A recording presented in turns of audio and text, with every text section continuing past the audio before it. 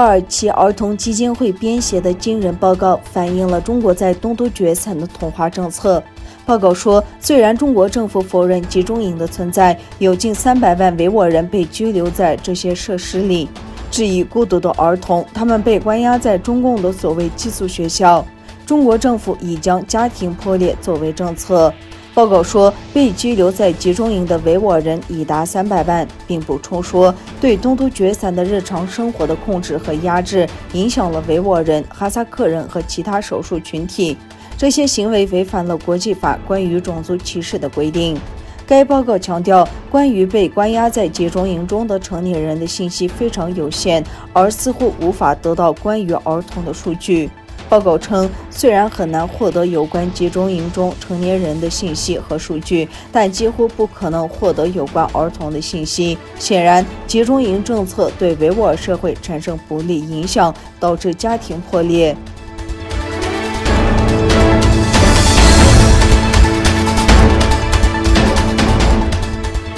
尽管有可靠和充分的证据表明维吾尔人正在遭受大规模的强迫劳动，但中国政府仍否认存在强迫劳动。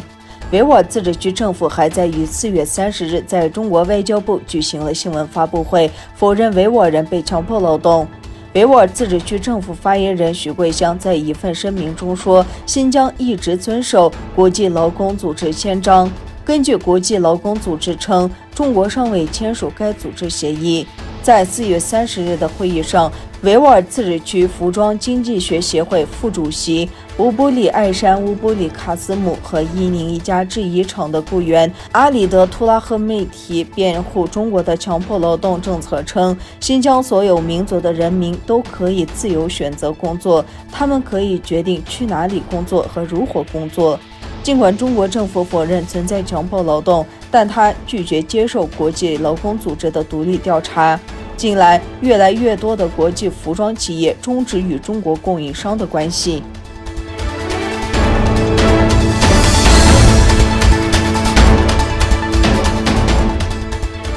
集中营受害者在中国驻阿拉木图领事馆前针对东突厥散种族灭绝和危害人类罪的示威活动已经进行了80余天。一群东突厥散受害者家属于4月30日在阿拉木图一家大型中餐厅前举行示威，示威者大多数为集中营受害者的母亲，他们高举被中国非法拘押或被监禁的亲属的照片，要求中国当局提供关于他们的信息。抗议者高喊“中国人滚回去”、“关闭集中营”和“中国释放我们的家人”等口号。一名母亲说，尽管中国领事馆前的抗议活动已经进入了第82天，但是中国当局一直没有回复我们的请求，所以我们决定在汉人聚集的餐厅前举行示威。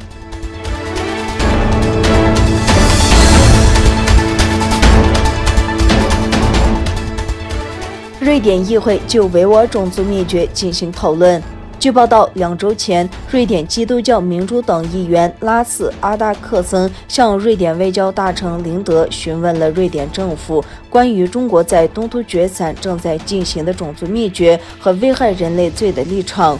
瑞典议会于4月30日就维吾尔问题举行讨论会，安排这次会谈的目的是回答阿达克森议员的提问。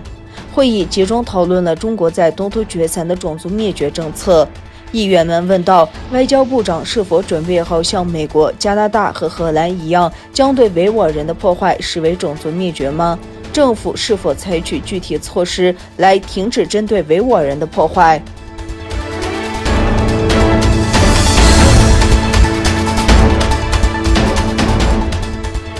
中国长征5B 火箭失控，使世界处于戒备状态。中国海南省文昌航天发射场发射了载载中国空天站天河核心舱的长征5号 B-12运载火箭，但国际专家日前警告，失去控制的21吨重的中共火箭正重返地球，并可能坠落在人口密集地区。据称，火箭失控后的火箭的某些部分在大气中燃烧，但有关各方仍对这枚21吨重的火箭的某些部分会坠入居民区而感到担忧。考量到其速度，即使轨道只有微小的改变，也会对最终坠落的位置产生很大的影响。目前预估可能在5月10日重返地球。